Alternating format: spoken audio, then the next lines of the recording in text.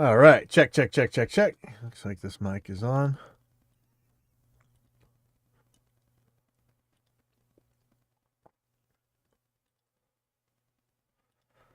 Who's here already? Nobody. Yay. All right.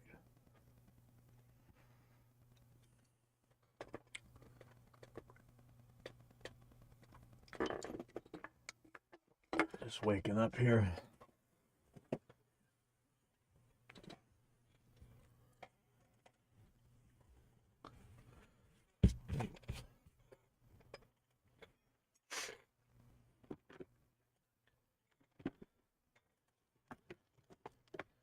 I keep trying harder and harder to organize, and things keep running away from me.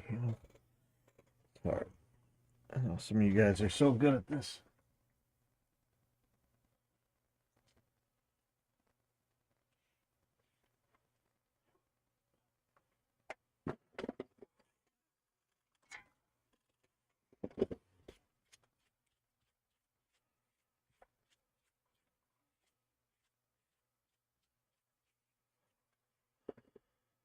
All right. May as well start. Welcome to Evidence-Based Audio number 182. And this one is, I am basically a dumbass, but I don't think that's anything I got to tell anybody here. You probably already know.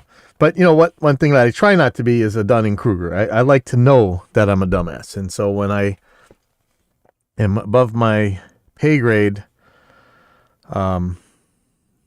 I want to know that. I want to know that I don't know, rather than thinking something wrong.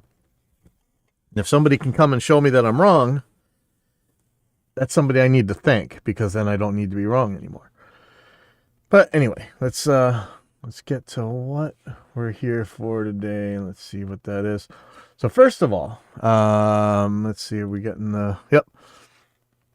So if you've been following along on the FR thing, we've been doing the full range flat response, which is pretty important to like guitar modeling, amplifiers, things like that. And if you remember my old series on bringing the studio to the stage, having a full range flat response setup could make things a lot easier for you. A lot of people will swear it will. I could see reasons why some people might not think so, but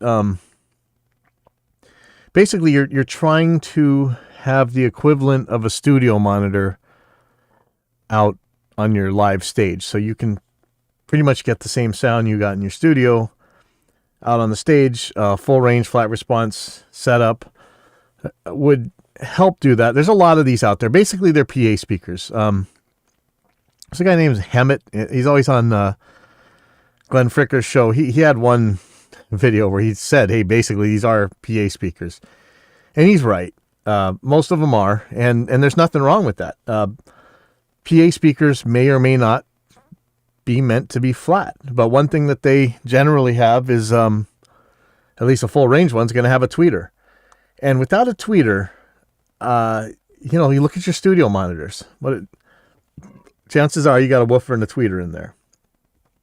And that's how you reproduce that wide range of sounds. And you might say, well, a guitar only goes up to a certain frequency. You don't need to worry about that. But, when you're talking about these acoustic simulators and things like that, where you don't want to hear a speaker, you're going to want that tweeter. And I found that I get closer to a recorded guitar sound, even a recorded guitar that was recorded from speakers that didn't have tweeters on them.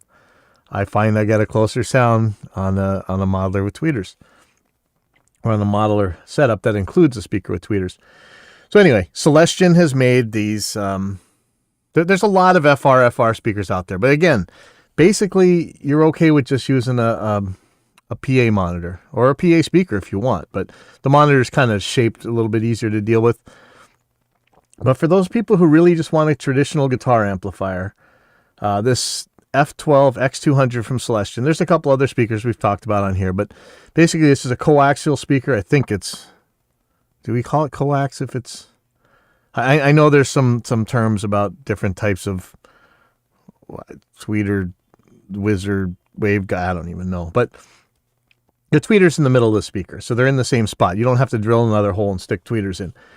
It looks just like a regular 12-inch guitar speaker, except for it has a tweeter in the middle of it, and that's really all it is. They call it full range live response. I don't know what the hell about that, but basically this one's a 200 watt 8 ohm speaker, 12-inch, fits right in any old 12-inch guitar cabinet. But if you're not using a speaker simulator, an IR or whatever you want to use to simulate a speaker, it's going to sound like a horrible fizzy mess, but for what it does it real well. So anyway, I've been using, I gave a try of taking an old cabinet, an old amp apart, throwing away the guts. I stuck one of these FRFRs in, and I put in this Harley Benton GPA 100 power amp, which we talked about last time. Really, it's supposed to run on 230 volts, but there's a little solder pad inside where you can change it to 120. Seems to be working fine. I got to try it at band practice last night, and I gotta say, as far as I can tell, it's nowhere near as loud as the 100-watt Fender Mustang, which I have the exact same speaker put in the Fender Mustang Fender Mustang 3 V2, which is a 1x12 100-watt 8 ohm guitar amp, and I have it running through the effects loop. And that thing is ungodly louder than this GPA 100. They're both supposed to be 100 watts. The Fender is way louder. I mean, way louder. But the GPA 100 was keeping up. I wouldn't have trouble using it at a show. It was loud enough, but I just got to tell you, the V3, the Fender Mustang was way louder. So I was thinking, you know, if I got two of these speakers and I just really wanted to do a 2x12, maybe I want to do stereo or whatever, what would be a good donor amp? And Fender has one called the Mustang 4. They have current ones, the Mustang GT or GTXers or whatever. I don't think they're currently making a 212. They had one, but these were 4 ohms. And so you might end up with a lot less wattage per speaker. Whereas the Fender Mustang 4 V2 was 150 watts, so you'd end up with 75 watts a side. And it is a 212 cabinet. And I'm pretty sure it's going to be stereo on the way out. I'm almost positive. Maybe not, but I think it is, because the effects returns left and right. I should go look into that. Line 6 had a Spider 4 150, which is another 212 cabinet. Or 212, it's pretty much a closed back as far as I can tell. Looks like there's a little open slit, but this guy doesn't have an effects return, and a lot of these Line 6 amps didn't. But it does have an auxiliary input, which should be stereo. It's 1/8 inch, unfortunately, but you might be able to do something about that. I was just going to put a different jack if I was going to use it. Maybe drill it in there, which I guess would destroy some resale value, but I'm kind of okay with that. And Line 6 has a catalyst as well, but it's not stereo on the returns as far as I can tell. I think it's a mono amp. But there's probably some other good donor amps if you want to do a 212. If you want to do a 112, I would just say no-brainer to get a Mustang 3 V2. That thing was stupid loud, and you will have no problem keeping up with anything with that thing, I wouldn't think. One thing that I was really not clear on is measuring speakers, you know, so I have a lot of trouble understanding number of speakers versus what kind of SPL it's going to put out. But I mean, what do we care about is the sound pressure level, right? So I have this calculator here at hometheaterengineering.com, and let's punch some numbers in. So, and I've double checked this with some other sites. The F12 X200 has a 97 decibel sensitivity, 1 watt, 1 meter, which is scary to think how that works, 1 watt and 1 meter. But let's say that Mustang 3 V2 has 100 watts, and I'm going to say let's just go 3 feet away, 1 meter, right? And I'm going to say one speaker away from a wall, and I'm going to calculate it. And so what we got here is 117.8 dB SPL, okay? So what happens if I were to take that same power and put it into two speakers? So I'm going to do 50 watts, and I'm going to do two speakers. So right now we are at 117.8. Now here's with the two speakers, same amount of power, it's just being divided by two speakers. And I'm getting the same SPL, allegedly. All right, but for that Mustang 4, it's going to be 150 watts. So let's say it's 75 watts per channel. And now we're at 119.5. It looks like a 3 decibel, maybe 2.5, somewhere around there. Theoretically, like a 3 decibel gain. So that's double, 3 decibels up, right? That's like doubling the power on the amplifier. And it doesn't seem like much, 3 dB SPL, but it can be a lot. So that's what I'm thinking. If you had a 200 watter, so much the better. Like, what are we going to get at 100 watts of speaker? 120 something decibels. So I don't know. You want to make it stereo, it's probably worth it. But if you guys know of some good donor amps, let me know. I mean, I'm talking for 212s. With 112s, I tell you that Mustang is pretty awesome. There's a lot out there. The GPA 100 isn't as loud as I would have liked, but it's loud enough. But if you really want to see how this is going to work, this speaker calculator should be pretty good. HomeTheaterEngineering.com, SPL calculator. Or just type in SPL calculator.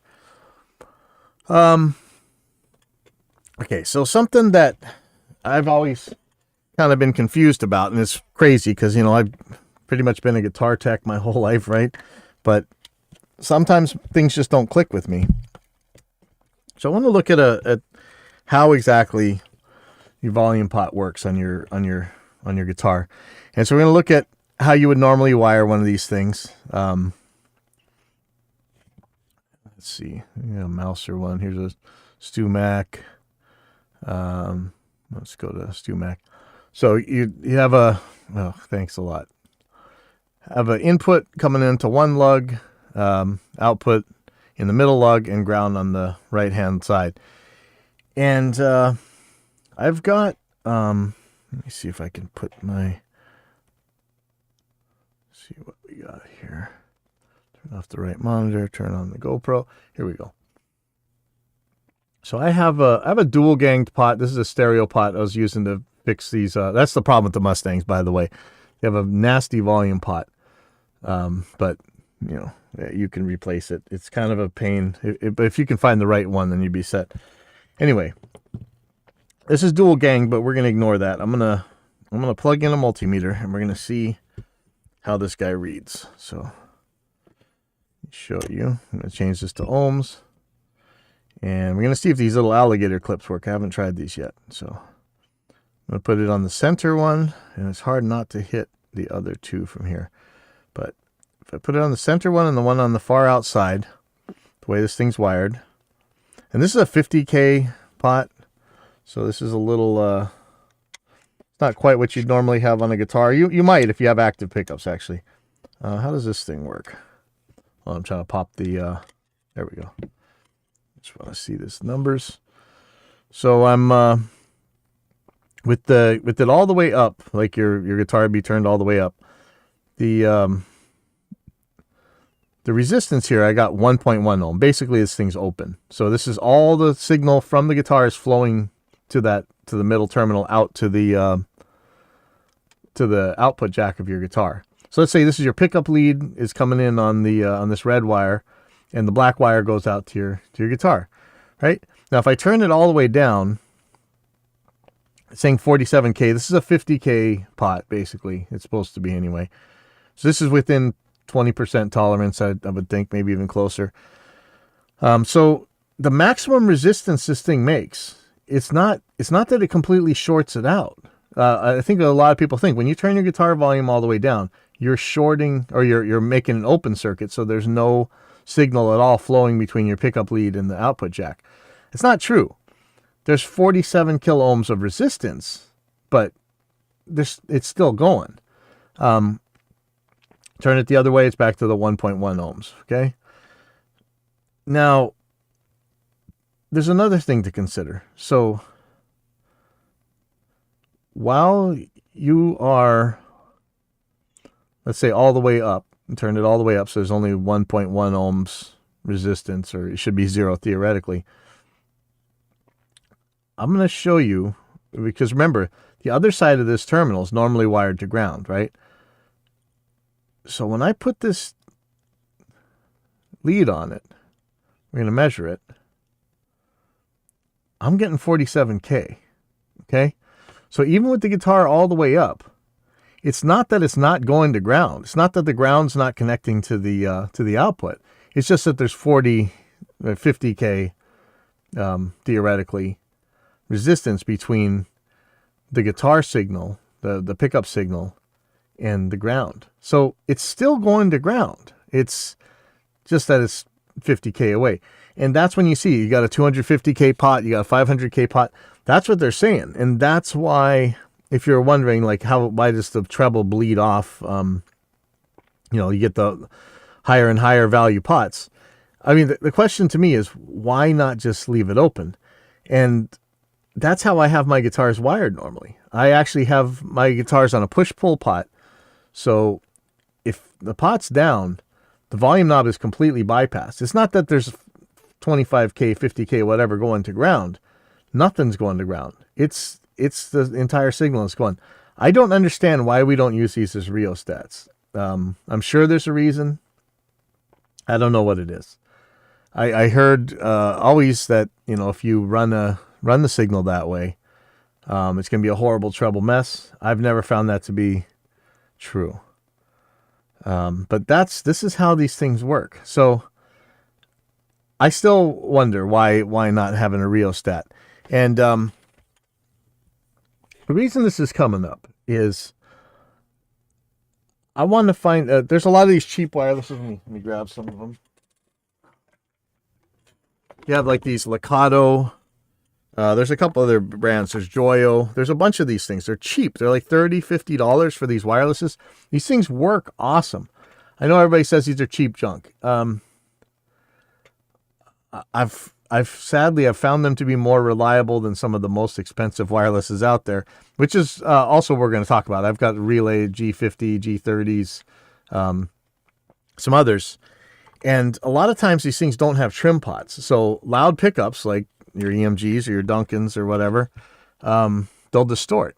And so I was thinking, how do we fix that? Do we put a trimmer inside the guitar? Do we solder in some resistors inside the guitar? What do we do? And I just want to get it out of the way. Of course, there's going to be some dumbasses when you ask this kind of question. They're going to say, just turn your guitar volume down. Well, it doesn't work that way, right? Because in the heat of the moment, you're going to find the fiddly little thing that's the perfect guitar volume. No, we got to find a way to either make the thing quieter, put a trim pot inside these things, which they should have come with, but for this kind of money, they don't. I'm not even sure I could fit one in here. I was trying to get one of these apart the other day, and I couldn't. I was thinking maybe put a resistor across the terminals here, something. So I asked some questions of everybody, and let's see. So Timothy Gray had some good stuff. One guy says install lower output pickups. Okay, that's a dumb idea, but I mean it would work, right? Jason Rice says, what about putting a mini trim pot right before the jack? You can stash it in the control cavity, gives you fine tuning while still remaining fully functional on the normal knob. That is a good idea. Now, I'm worried I might blow some impedance problems, but with the active pickups, I don't really worry about it that much. Now, Timothy Gray gives the picture of a passive attenuator, how you could do this. Maybe throw it inside a cable, be done with it. And I was thinking, some of the wirelesses have a cable that attaches to the transmitter.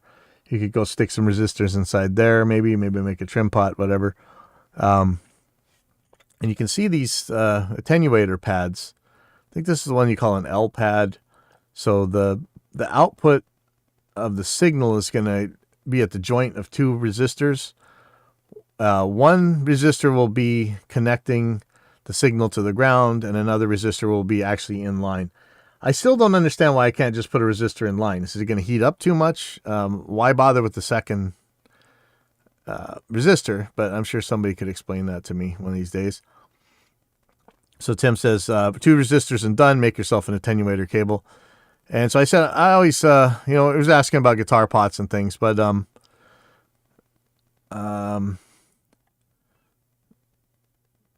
so I say, even at full volume, say a 25K pot is still going to be going to ground as well, but there'll be a 25K resistor in the way, right? It's never completely open from ground and completely shorted to the signal output, which we confirmed with the measurement here, right? So I ask, what would happen if you operated as a rheostat and didn't hook up the ground wire? Would it still attenuate? What would the issue be there? Why hook up the ground at all? I still wonder, why hook up the ground at all? Is this a reason? I mean, maybe only for passive pickups you have to, but I don't know.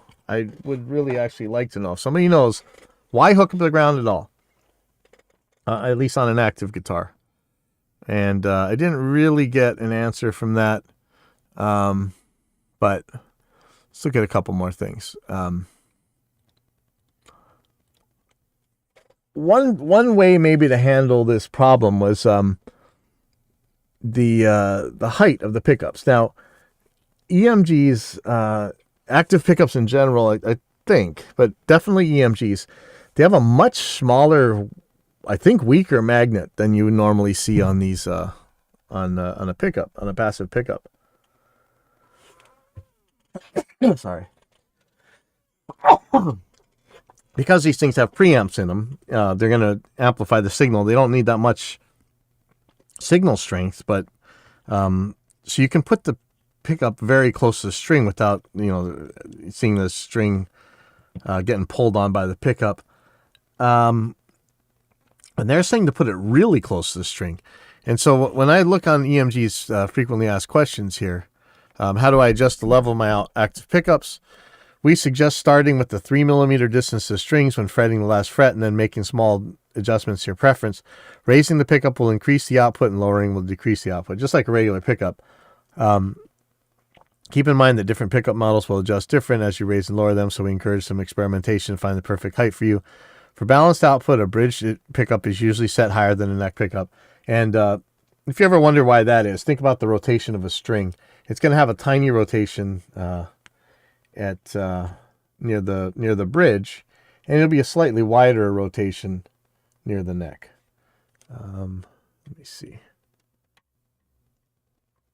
I know my gestures are probably not all that helpful right now. I also say for a balanced output, or for all pickups, the bass side is commonly set a little lower than the treble side to compensate for the difference in string mass. You may need to adjust the gain and volume on your amp as well. So I don't know that lowering the pickup will solve the distortion problem with the wireless. I think, putting a trim pot in there or whatever, putting a trim pot inside the wireless, I mean, the better wirelesses, the more expensive ones, I think a lot of the Sures and stuff, they do come with trim pots. I've sent a message into line 6 to see if there's any kind of hidden like trim thing on the relays. I don't think there is.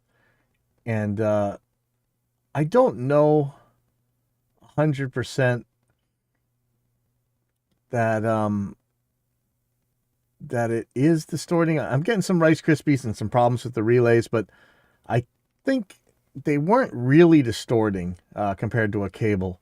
Whereas the Joyo, the Locato, the X5, some of these cheaper ones, they do. And I really like the form factor of these things. You don't need to wear the stupid belt pack, which I can't stand.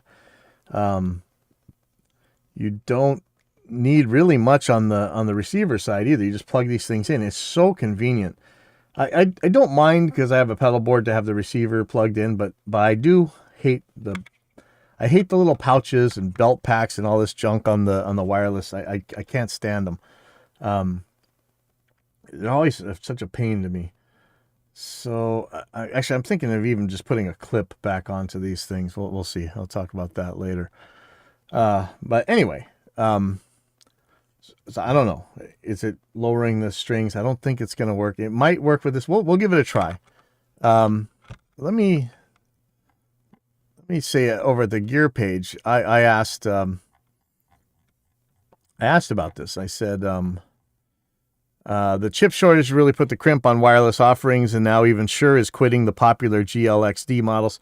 That seemed to be the guitar wireless everybody was talking about, the GLXD 16 or whatever. So far, Boss seems to be holding on, but I have no idea if theirs can handle louder pickups. Most of the ones I've tried cannot handle the level of decently loud pickups. I have the Line 6 G30 and G50, but they distort from the louder DiMarzios or most of the EMGs. The Joyo, X-Vive, X-Vive, whatever, Locato things are still for sale everywhere, but they really can't handle even moderately strong pickups. What choices do we have right now? And, some people are saying, well, why use an inferior wireless? But there's reasons why I like these wirelesses, not just because they're cheap. They're you don't need the stupid belt pack or body pack or whatever. And this guy, Nick, was really explaining about the different wirelesses, took some pictures and really explained some stuff.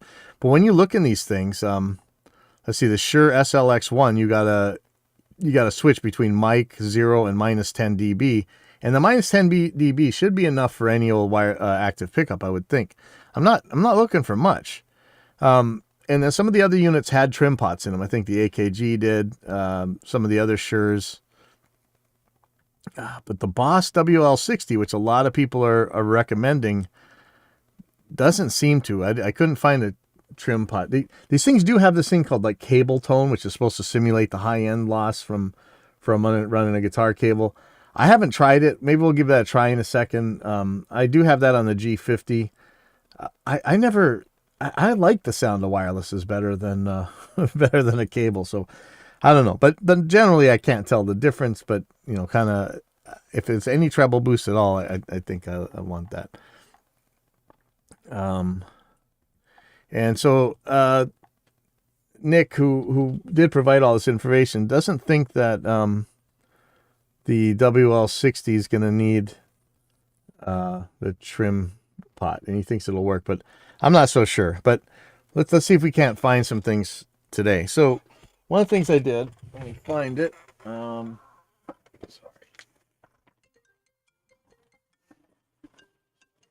Went to Honolulu today and got some goodies. Give me 1 second here, sorry.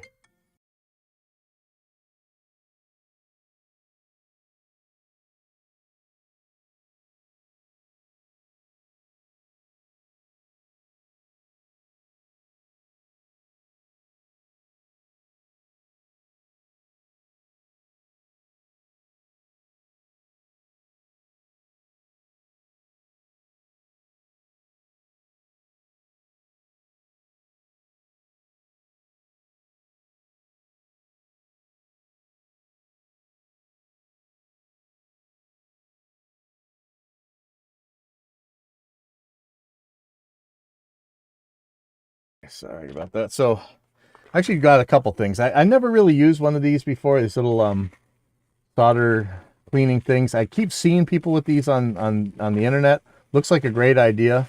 Instead of using the old sponge, just to use this as a scrub for your solder tip.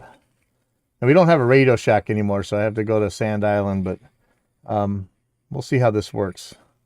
I don't know. Does it even stuff in here right? I'm kind of scared of this thing. Oh, sorry. Oh boy, I do not want that. What's that? And just in case we try one of those Line 6 spiders, I got an 1/8 inch to 1/4 inch adapter, but I needed one of those around here anyway. Got myself a solder wick because, man, this has been killing me. Sometimes this is just the thing to use. But main reason I'm talking here is we got a trim pot. And if you haven't seen these before, you'll see them in some kind of electronic gear. Very small. Don't know that I'm going to be able to get much detail on here, really. I'm still looking for cameras and stuff, you guys, if you know. In fact, let me turn off this light and see if this helps. Oops. Does that help any? So it's 3 terminals. There's no shaft on this one, but it does have, it's really hard to see. There's a little screw right here on the edge. And this, that's how you turn it up or down. So it's meant to be set and then left in place. You're not turning it all the time. So you would set this to whatever value to that you wanted to attenuate by, and you would leave it there. And luckily, I emailed EMG, and I said, the wireless it's busting through the wireless. What can I do about it? I don't think I should be lowering the pickups because according to your frequently asked questions page, that's a problem. But he says, do you have a master volume control on the instrument? If so, you could perform an experiment with the volume pot unmounted to see what resistor values might work for this attenuator. Keep lowering your master volume until the wireless unit can handle the most aggressive playing and the neck position, if applicable. That makes sense, because the neck pickup's going to be louder, right? Usually, if they're at the same height anyway. Without touching the pot any further, disconnect it from all solderless connectors and take a multimeter reading across all 3 lugs. That will reveal which resistance values translate into the perfect amount of attenuation for your transmitter. Awesome idea. From there, I can assist with planning a hardwire scheme for you. Having photos of the wiring would help too. Let me say, listen, everybody out there, whatever company you're from, some of your companies like RME, you guys are already knocking this out of the park. But holy crap, this is what you call tech support. This is absolutely why pay the extra money for EMGs, because this is the kind of tech support you get from EMG. This is absolutely awesome. I couldn't ask for more. Absolutely awesome. There's Poo Ninja, nominal expected input gain. Yeah, what the hell's nominal expected input gain, right? Like if they're used to a Fender Strat with some single coil pickup with no output at all, yeah, I'm sure that wireless works fine. But so I wrote them back, how when I know the value I want, do I want to bleed it across the signal in the ground terminal or just put a resistor in line with the pickup leader output signal? And that goes back to my question. Why hook up the ground at all? Because, magic number for every application. If I just stuck a resistor in line, what would happen? Is there really a problem with just putting a resistor in line? At least for these active pickups that you don't ground the same way. I don't know why I couldn't just put a resistor, but it's okay. So he gave me a little schematic deal. I know it doesn't look like much, but the idea would be to solder in place a fixed voltage divider using 2 discrete resistors, which add in series to 25K, placed between the master signal and ground. The output tip connection on the jack will be taken at the node between them. And so basically you've got a little resistor network here. The master volume's output from the pot would go to one resistor, and the output of that resistor would be both connected to the output signal that's going to your jack and also going to ground. And he's saying, measure the pot, and I know what value those 2 resistors are. But instead of doing that, how about I just take a trim pot? And I probably should have gotten a 50K. I think I got a 25K. I probably should have gotten a 50K, but I have a feeling this 25K will be enough. Just get a magnifying glass on here real quick. Let's see. Yeah, it says 25K. I probably have 50K pots on my pickups, and I'm kind of a dumbass for getting the 25K, but I'm not driving back to Sand Island, and I have a feeling that this is more than enough. But let's do some couple experiments here, and so I asked him, could I use this trim pot instead? I'm pretty sure I can. Says, yeah, same idea as the full-size potentiometer. A fixed path with through-hole resistors would be the most stable, of course. But a trim pot in the cavity isn't a bad way to go if you think you may need to adjust it at any point down the road. And I really think that these trim pots aren't going anywhere. Let's master volume mastering pot adjustment inside. Exactly. Because the way I wire mine is my master volume is normally bypassed. And I mean completely bypassed. It is not going to ground. It's not going to anything. The pickup lead is going right out to the output. No potentiometer at all, unless I pull up on this push-pull pot. When I pull up on it, it becomes a normal volume pot. So, in fact, I could even make it a circuit that this thing goes into the circuit when that's pulled up or pushed down. But I think I'm just going to put this in full time. But we'll see if I even use this. So let's make a couple experiments here. I kind of want to fire up my soldering iron just because I want to see how well that the little thing works. Oh, I forgot to buy a sponge. I was there. But I think people don't use the sponges anymore. I think people are using these little whatever thingamabobbers. Just get my soldering iron hooked up here. You know, if we could just use this thing for the rest of my life, I'm kind of good with that. So let's. I don't know if I'm gonna need to throw my guitar up here or not, but I'm gonna plug the guitar in, and then I'm gonna do a couple little tests first.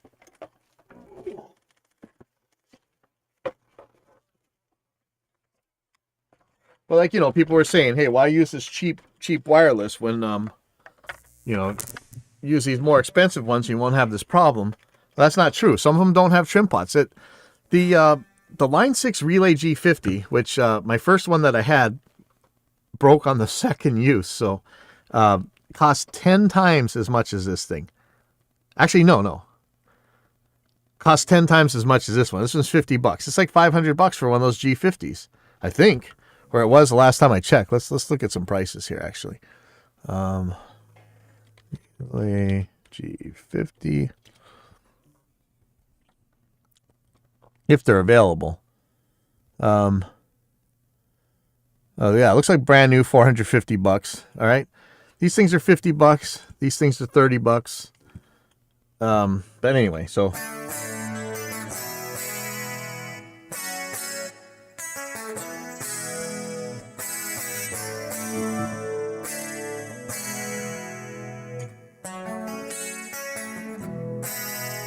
now I've got a compressor on there, and you can kind of hear it working, but I'm going to flip on this wireless so you can have an idea of what that's like.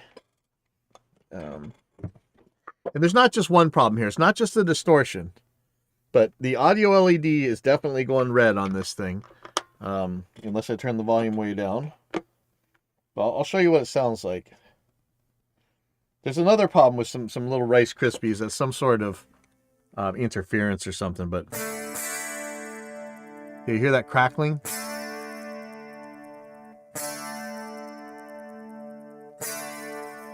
But even if that wasn't happening, like if it's not distorting here, I'll flip up my guitar volume pot. So whatever that weirdness is still happening. But let me just play the guitar compared to with the cable. Yeah, whatever that little interference, it's a. I don't like it, but you know what? Playing live, I think it would be fine. But I like to record with the wireless. I don't think I would record with this one. But it's definitely clipping.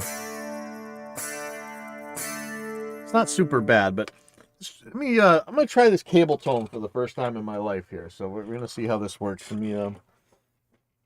So I got to get a light on my. I am so glad to hear from EMG. That's really, it's really good of them. Let me turn this cable tone thing. So right now it's off. I'm gonna turn it on all the way. It's like, I think it's supposed to soak out your treble or something. Let's try it.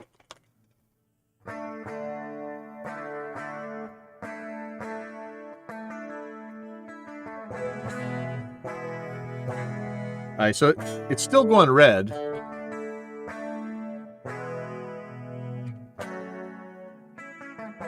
Whatever that interference, though, is gone. Let's see if we can't just get rid of that interference just by changing the cable tone a little bit.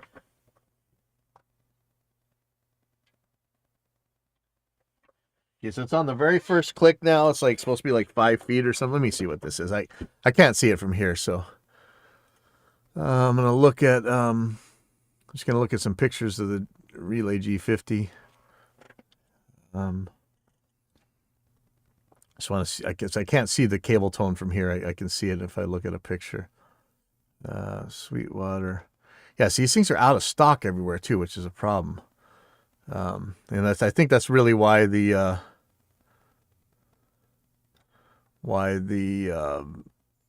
Shure is gone. Is that same thing? So I have it on right now. It's the first click, which is, let's see, it says feet or meters. So this is 5, 10, 15, 20, 25, 30.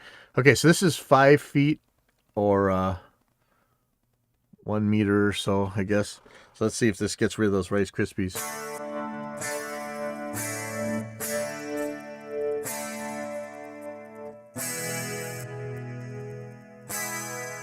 Wow, that's worse than it being off. Just a couple more. So here's 2 clicks, so this is like 10 feet cable. It's so weird. What is that? I mean, it sounds like it's part of it. Here's 15 feet.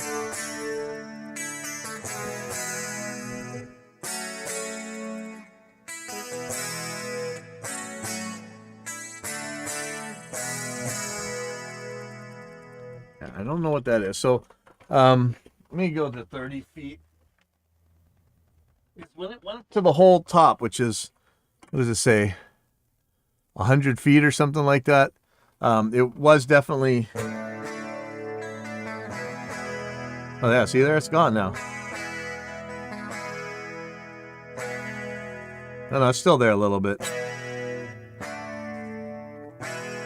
You know, this is not what a long cable feels like to me. Here, let me put it on 20 feet.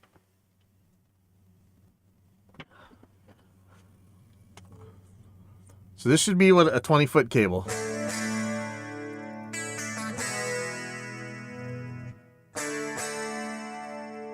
Okay, so that says that's how dull a 20-foot cable is.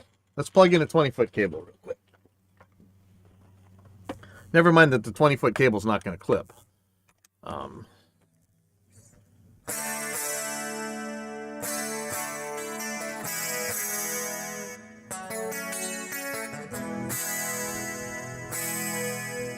I don't know. That sounds a lot brighter to me than the 20-foot cable tone simulator thingamabobber.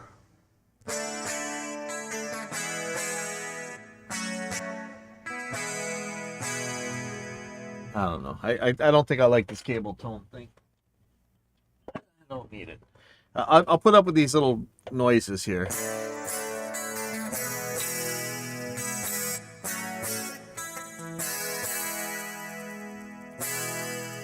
I mean, I'm not thrilled about it, and I'd love to figure out what it is, but... Oh, man, you see that? It's like dropping out. You know, maybe they're just having trouble with the transmit and the receive besides the distortion. So let's try another channel here. I don't really remember how to do this, but try. Try the very first channel here. And let's see if I go to the unit here. I should probably just pull it out of the thing. I'm gonna put a clip back on here. Okay, it says I'm on channel 3. I want to change that to, how do I gotta hold it for setup. Okay. Let's just go to channel 1 real quick. Could go through all the channels.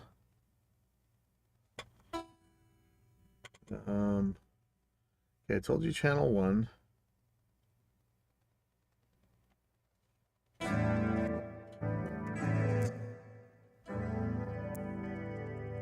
That seems to be dropping out even worse. Okay, let's try a different channel. Let's go. Seems to have, let's see, 8, 9, 10, 12. Okay, so this has 12 channels. So let me go to channel 6. Okay. Change this thing. It's got a little pain where I have it set.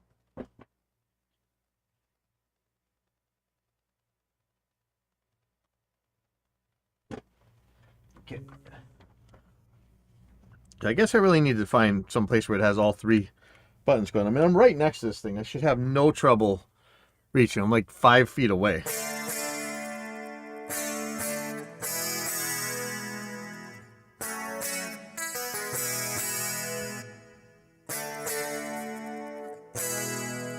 All right, anyway, we're going to deal with that later. I'm going to take this wireless out, turn it off, and I'm going to try these other ones. And I got to get in the other room and start cleaning up because there's some other problems to deal with. I don't think I'll be soldering today on the air. We'll see. I'll go look for the cleanest channel later on. Let's plug in. Let's try this Lakato. I think this should be charged. And this is as simple as just plugging it right into the amp and going. Ooh, you know what? I think I left this guy on, and it is, yep, I got to charge this one back up. So never mind the Lakato. Let's hope I got some power on this Joyo here, because these are both having the exact same problem. Turn it on. That's going on. Okay, so these are both on. So this is the receiver. I'm just going to plug this straight into my Helix, the same way as the Line 6 was. But I'm telling you, this is so convenient.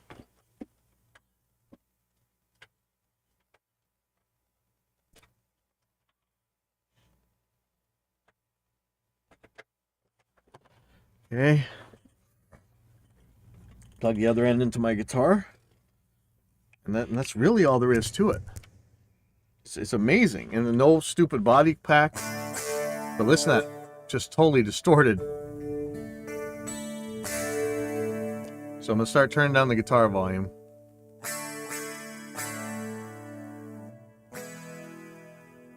Now, there's some kind of hiss and stuff that comes with it.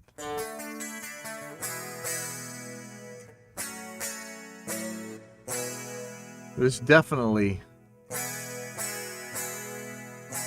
think that's changing the tone. It's definitely taking out all the volume. I mean, listen to that. I'm distorting the crap out of this thing.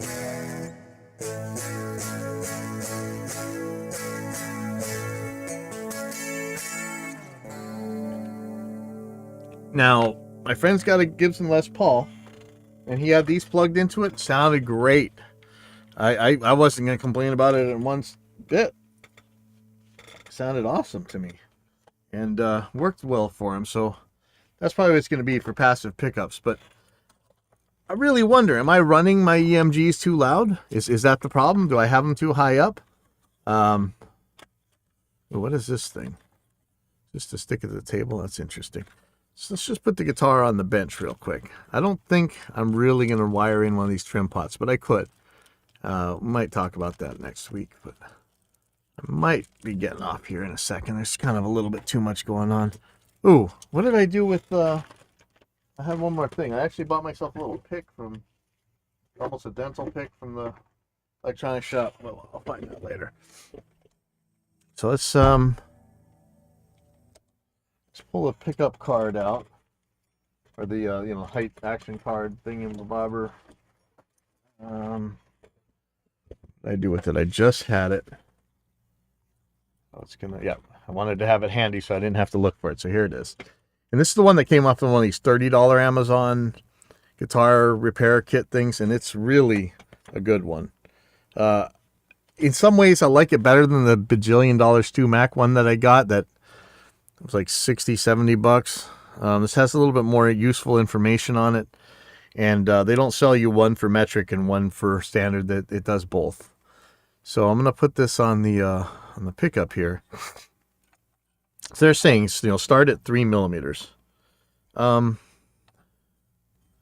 actually a good bit closer than that. So let's just see. Let me set this how they say to set it. I normally set these things so close to the strings, but I'm gonna bring this down. Let's just see.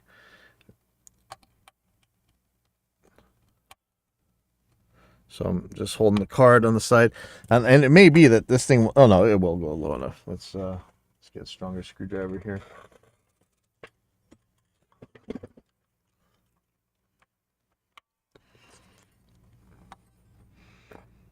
And it'd be interesting to see if that line 6 distorts with this set this way.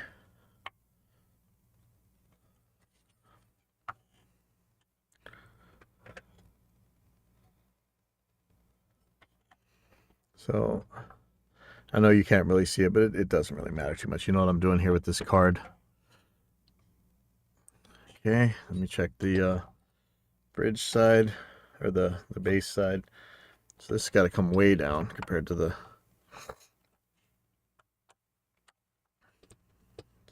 treble side.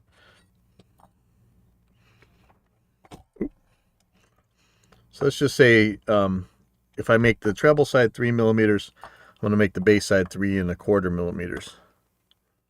Oh, man. Sorry, I'm just getting too many calls today.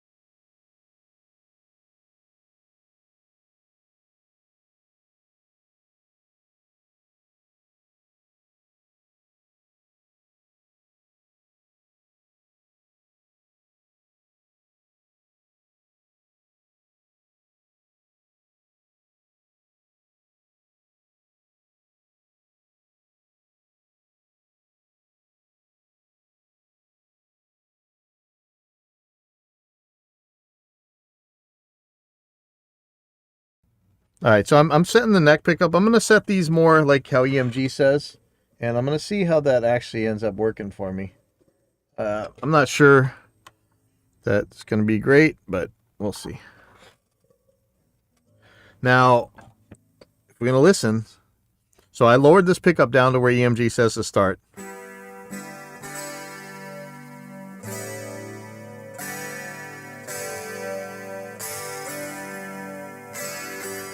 You can hear it's still distorting. And it's really gross Rice Krispies as well. Let's check out this neck pickup. Okay, so I'm a little bit curious to know what this is going to sound like with my regular playing with the pickups at this level. So let's take a look at that.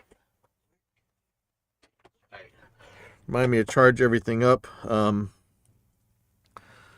Okay, so first of all, I'm just going to take a look and see if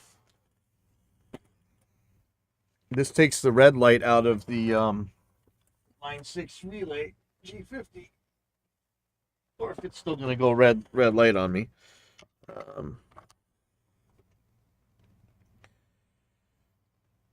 So let's take a look at that. Yeah, red light's still coming on.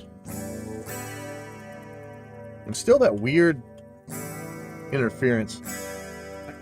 I have a feeling, let's see, if I take... Yeah, what the hell with these dropouts, man? I'm right next to the thing. There shouldn't be any dropouts here. That gives me, like, no confidence. Alright. Okay, so that's that question. So, lowering the pickups is not the answer. Let's see what this does to the playing.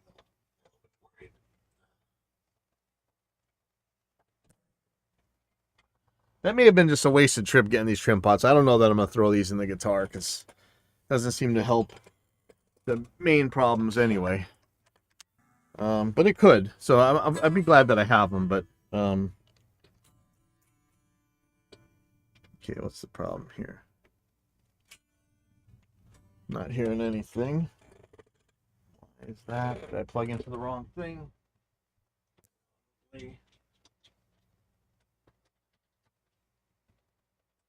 I had another problem where there's like a ground issue last night too.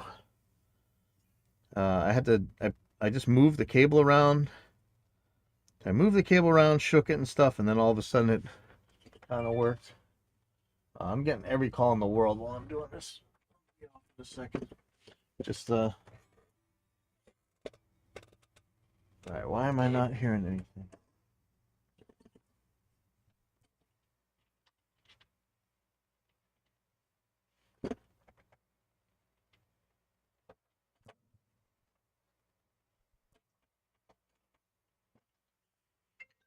Oh my god.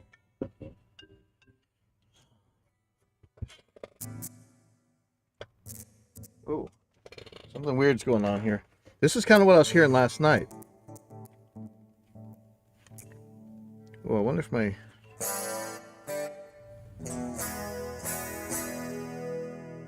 wonder if this cable's going back. Last night I was having trouble with this one jack.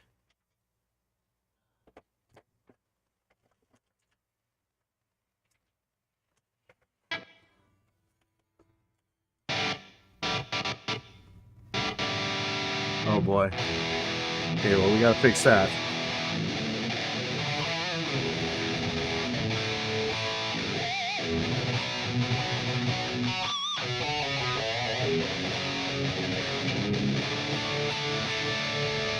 I wonder if having a set like this means I can take the pad off. Let me see what this neck pickup.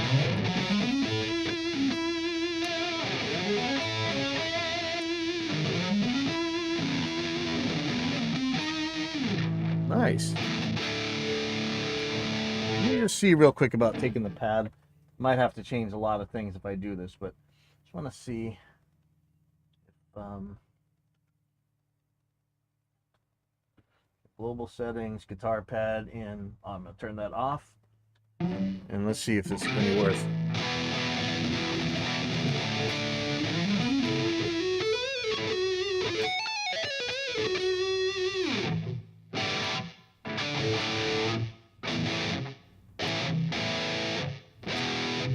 Well, I definitely might need some different noise gate settings if I do that. Let me see what the acoustics like.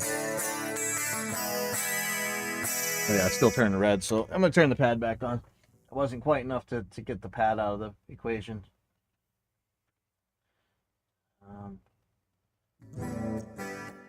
Okay, so back to that. Anyway, I think we found out a couple cool things today. You got to see some of the troubleshooting and back and forth to tech support, and got to see just how good EMG's tech support is, which is absolutely awesome. But that's gonna be it for now. I'm gonna, oh yeah, here's my little pick thingy. No, that's my tweezers. That's, oh shoot, did I buy the wrong thing? That's okay, I could use two of them anyway. Anyhow, I'll be back next week.